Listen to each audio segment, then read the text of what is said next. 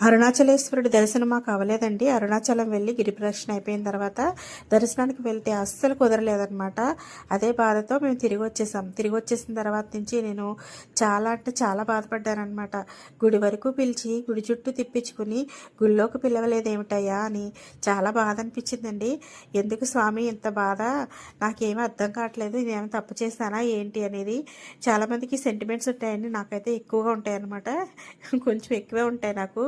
ఎందుకు ఇంతవరకు పిలిచి నాకు దర్శనం ఇవ్వలేదు అని చాలా అంటే చాలా బాధ అనిపించింది. ఆ రోజు కృత్తికా నక్షత్రం, అదే కృత్తికా దీపం చూసినట్టు కూడా అందుకే ఏడుపు వచ్చేసింది నాకు. తర్వాత అదే ఆ బాధ నా సబ్ కాన్షియస్ మైండ్లో అలా ఉండిపోయినట్టుందండి. చాలా రోజులు నేను ఆ విషయాన్ని వదిలేశాను. పర్వాలేదులే, ఆ స్వామి దర్శనం లేదని వదిలేశాను, కానీ నా బాధ మనసులో గూడు కట్టిపోయి ఉన్నట్టుంది. 2 డేస్ తర్వాత నాకు ఒక అందమైన కళ వచ్చిందండి. చాలామంది సిల్లిగా కొట్టేయచ్చు, కళ వస్తే పెద్దగా అవన్నీ పోయినట్ట బాధ అనుకుంటారు, కానీ నిజంగానేనండి. నేను ఒక గుడికి వెళ్ళానంట. నేను, మా వారు, మా బాబు, మా అత్తయ్య గారు అందరం గుడి దగ్గర కూర్చుని ఓం నమ శివాయని చూస్తున్నాం మేము. అభిషేకం జరుగుతుందండి స్వామివారికి. నేను ఎంత దగ్గరగా కూర్చున్నాను అంటే స్వామికి నా చేతికి అందేంత దగ్గరలో కూర్చుని ఆయన్నే చూస్తున్నానంట అభిషేకం. నేను చాలా ఎమోషనల్ అయిపోయి, నన్ను ఎందుకు పిలవలేదు, నీ దగ్గరికి ఎందుకు రానివ్వలేదు అని అక్కడే కూర్చుని ఆయన అలా చూస్తూ ఉన్నానన్నమాట చాలాసేపు వరకు.